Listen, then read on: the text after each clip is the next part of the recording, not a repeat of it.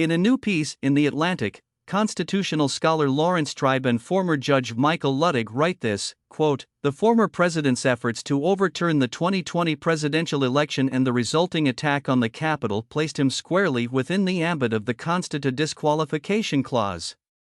And he is therefore ineligible to serve as president ever again." And Professor Laurence Tribe and Judge Michael Luttig join me now to talk about this. Gentlemen, it's a real honor to have you both on at the same. Thanks so much for doing this. Your argument, just to explain this to our view, essentially, it comes down to these two sente. In the Constitution's 14th Amendment, no person shall be a senator or representative in Congress or elector of president and vice president who, having previously taken an oath as an officer of the United States to support the Constitution of the United States, shall have engaged in insurrection or rebellion against the same or giving aid or comfort to the enemies thereof. I'm proud of myself, first of all, for getting through all of without messing that up. But let me go to both of you on this, gentlemen. How is this going to work? Because Donald Trump is not going. You got me, I'm disqualified. Judge, I'll let you go first. And then the professor. Jim, thank you for having us on this afternoon.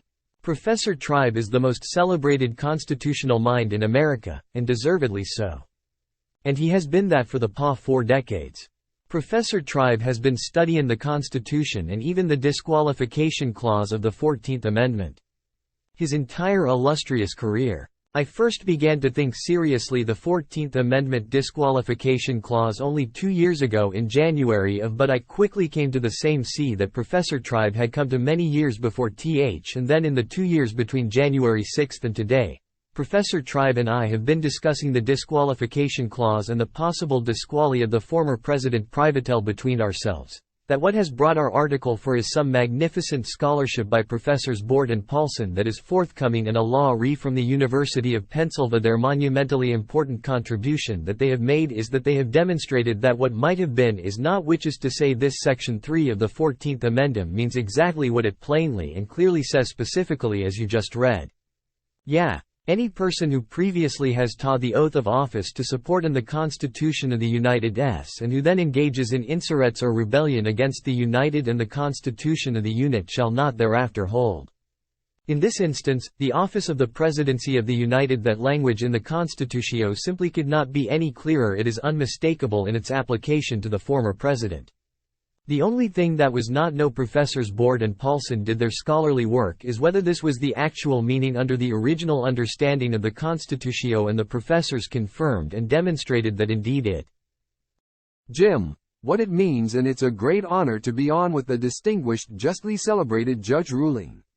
What it means is that secretaries of state or other officials who are responsible for deciding who is qualified and who is not will have to determine whether, despite his obvious attempt to owe the 2020 election and engage in insurrection, whether despite that, somehow Trump gets to run. Secretaries of state around the country are going to go both ways on that. The red ones may go one way and the blue another, although I would hope that partisan politics wouldn't always determine it. But whichever way they go, they will be challenged in court, and that will end up in the Supreme Court. And what it will have to decide is what this language means. It's pretty obvious what it says. In fact, when it was written, Abraham Lincoln was no longer PR. We had a president who didn't be in the 14th Amendment, Andrew Jack. They weren't going to rely on High and his Justice Department to decide who should be convicted of insur. That's beside the point. So it's important to see what happens in all of th 91 pending charges of crime against former president. But whatever happens in those this disqualification, like the disqualification of Sam, who was not a natural-born citizen, or the disqualification of Somio, who doesn't meet the age limits, has got to be enforced according to its terms. For a very long time, Americans didn't take this seriously. But now the scholars have begun to look at it. And as the judge says, I've looked at it for a long time. It's impossible to disregard. We have a former president who has proudly said that he would terminate the Constitution. That was his language. He would terminate if necessary, to hold on to power.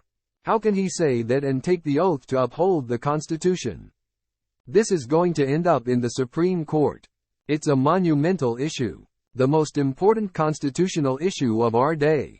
And people have got to get used to the fact that whatever happens in these very important trials of the president under the Constitution's own land, he's simply not eligible to be president. Aga now, of course, when you asked is he going to say, "You got me," the answer is no.